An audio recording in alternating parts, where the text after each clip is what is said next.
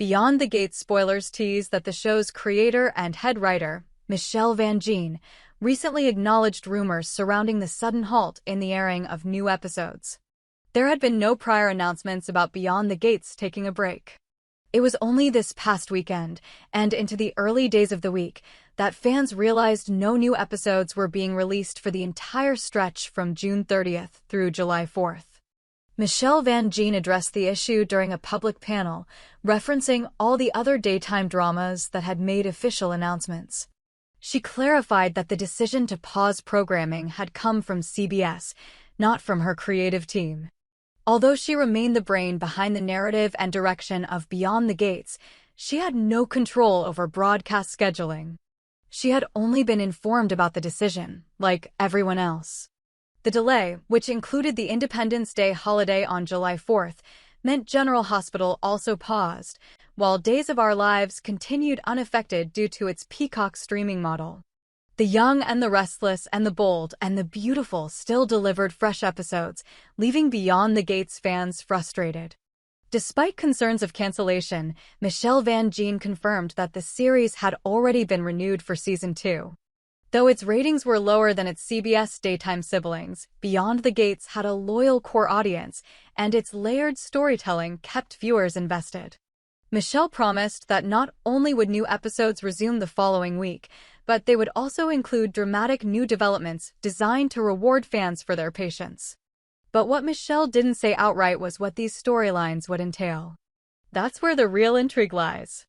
Off the record, leaks from the writer's room painted a picture of a season pivoting toward darker, more complex themes. At the heart of the shift was the character of Eleanor Sharp, the enigmatic matriarch who had been missing since the mid-season finale.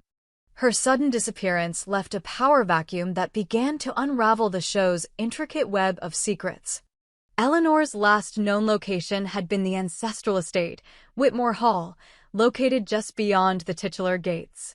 Fans speculated that her vanishing was not a random twist, but the beginning of a carefully plotted arc that would redefine the show's tone. Behind those gates, long-buried secrets were stirring. The estate had always been a symbol of power and heritage, but few knew it was built atop a series of underground tunnels once used for smuggling and later converted into a Cold War-era bunker. Michele Van Gene had long teased in interviews that Whitmore Hall was a character in its own right, and now, it seemed, it was ready to speak. As the show returned, the first scene was one of eerie silence. A drone camera glided over the fog-covered grounds of the estate. Ivy crept up ancient walls. Statues of forgotten ancestors loomed like sentinels. The front gates hung ajar. Something had been disturbed. Inside, a hidden room was discovered by Claire Sharp, Eleanor's niece, who had been called back to Whitmore under mysterious circumstances. A letter had arrived at her Paris apartment, bearing no return address, containing only the words, "She is not gone. She is waiting." Claire, an art historian known for her rational mind and icy demeanor, dismissed the note at first. But days later, her partner vanished during an excavation in the Pyrenees, and Claire took that as a sign. At Whitmore Hall, Claire found the house strangely alive. Whispers seemed to follow her from room to room. Mirrors reflected things she wasn't doing. And then there was the room behind the library, concealed by a shelf that swung outward with a touch. Inside, she found Eleanor's journal. The journal chronicled a descent into paranoia or perhaps clarity. Eleanor believed she had uncovered a conspiracy dating back to the founding of the estate. The Sharp family, she wrote, had not inherited wealth but stolen it, hiding something they were never meant to find. Eleanor had written of dreams that bled into waking life, of gates that didn't just keep people out, they kept something else in. Meanwhile, in the town of Corbin's End, whispers about the Sharp family grew louder. Sheriff Dean Wallace began re-examining the cold case files tied to Whitmore Hall, particularly those involving disappearances along the estate's perimeter.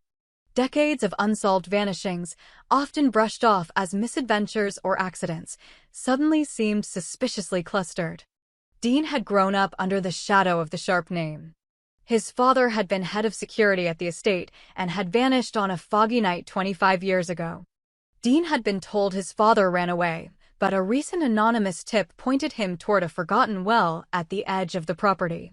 He found a sealed hatch at the bottom of the well, too new to match the weathered stone around it. When opened, it revealed the top of a steel ladder descending into darkness. Dean made a decision that would change everything. He went down alone.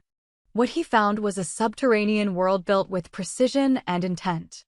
Rooms lined with equipment decades old, walls covered in surveillance photographs, detailed floor plans of every room above. There were reels of audio tape, some of which captured whispered conversations and screams. But most disturbing of all was a live video feed, showing a chamber that looked to be inside the estate. In it, someone sat motionless in a chair, head tilted down, hair silver white. Back upstairs, Claire uncovered more in Eleanor's writings. She began to believe the journal wasn't fiction or delusion. Eleanor had been watching someone or something trapped beneath the estate. It had been there since the estate was first built, moved from continent to continent with the family's rise to wealth and influence.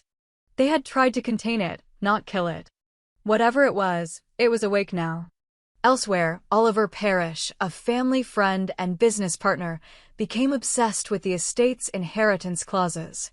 He had received no word from Eleanor and was convinced she had died without updating her will. A ruthless opportunist, he moved to have Claire declared unfit and the estate seized by a board of trustees. But Oliver had secrets of his own. He had funded experiments conducted in the tunnels below, aiming to harness what he called the presence for private contracts. He wasn't afraid of the dark beneath Whitmore Hall, thought he could control it. When Claire and Dean finally met, the pieces began to align. She shared Eleanor's journal. He showed her the footage. The person in the chair? It was Eleanor. Alive, or at least animate. But she had aged drastically, her eyes vacant yet locked onto something beyond the camera. A plan formed. They would find the chamber and get her out. But nothing at Whitmore Hall was linear. Doors shifted. Time warped. People who entered rooms emerged hours later with no memory. The deeper they went, the more distorted their reality became. Dean saw flashes of his father. Claire dreamed of a girl in a red dress calling her name. Oliver, losing control of his hold over the estate, made a last-ditch attempt to breach the chamber himself. But when he did, the cameras went dark. Eleanor's final journal entry had a warning: some doors, once opened, never close.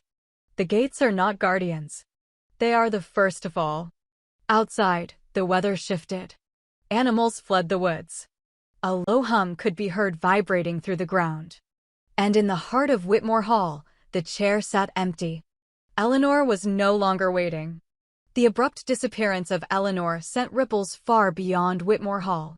At CBS headquarters, decisions were being made not only about when the next episodes would air, but about what shape the narrative would take moving forward.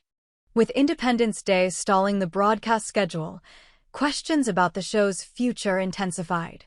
General Hospital went dark for the week. The young and the restless and the bold and the beautiful maintained their momentum with 5 new episodes each. Days of Our Lives, unbothered by network constraints due to its home on Peacock, surged ahead. But the fate of the story was balanced delicately in the hands of its creator, Michele Van Gien. Even though the break week was out of her control, Michele took the reins creatively. Privately, she viewed the break not as a setback, but as an opportunity to change the game.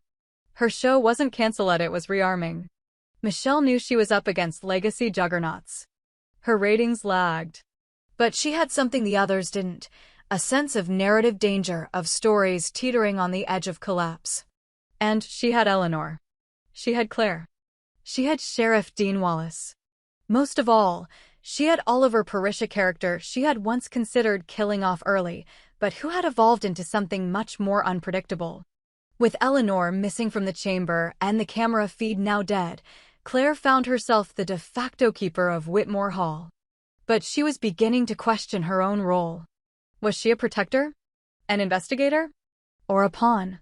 She started seeing symbols in the architecture, in the woodwork, the stained glass, the spiral of the staircase that echoed designs from the journal. When she matched the symbols with Eleanor's notes, they seemed to chart a path, not just through the estate, but through time. Eleanor had once theorized the estate functioned like a clock, every room an hour, every passage a second hand moving toward midnight. Claire began to follow the symbols, each one guiding her deeper. In one chamber, she found film reels marked with dates. July 4th, 1963. June 30th, 1987. July 1st, 2001. Each corresponded with an episode that had aired in those years. Michele Van Gien had long hinted that the show's timeline was more than linear. Viewers had chalked it up to metafiction. But the reels suggested something else entirely. The show was the timeline. Dean Wallace, meanwhile, was spiraling. His descent into the tunnels had unearthed more than just surveillance. He had found a sealed crate labeled Wallace R, containing personal items belonging to his father. A sheriff's badge. A wedding ring. But also a reel-to-reel tape recorder with his father's final log. They don't want to keep it trapped, the voice rasped. They want to feed it stories. Dean listened to the rest of the tapes in his squad car late into the night. His father spoke of an entity not bound by time, but by attention. It existed where narrative was strongest. Places like Whitmore Hall weren't just haunted, they were stages. Set pieces. Every time someone watched, listened, or read about the estate, the entity stirred. Dean began to realize he hadn't returned to solve a mystery. He was now part of the cast. Michele Van Gien took this metafictional twist and ran with it.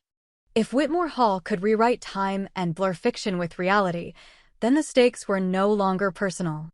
They were existential. And then there was Oliver Parrish.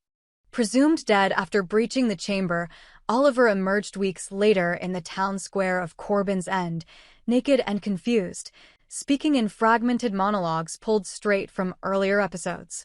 Fans online dissected every phrase. He quoted lines that hadn't aired yet. One viewer slowed down the audio and uncovered a whispered phrase buried under his dialogue. The script has changed. CBS execs panicked. Michele remained calm. She had written this in months ago. Oliver had been to the other side of the page. He was brought to a private clinic and sedated. But one nurse, Maria Flanders, a fan of the show, recorded his sleep talk. The phrases were chilling. Claire will fail the hour test. Dean will lose the reel. The audience will turn away. Claire, ever the skeptic, initially dismissed the implications. But a growing fissure in the estate's east wing drew her back to the hidden floors. There, she found a room that should not exist, a full recreation of her Paris apartment, down to the photograph of her and her missing partner. None of it aged. The air smelled like the morning they left for the Pyrenees. She opened the window and saw not Corbin's End, but Paris. Real Paris. A calendar on the wall read July 4th, 2025. Days ahead of her present timeline. The realization cracked her resolve. Time wasn't a straight line in Whitmore Hall. It was a script in constant revision. The house wasn't alive. It was being written. The missing episodes, the programming gaps, the so-called break week, they weren't just production issues. They were gaps in reality. Someone or something had hit pause.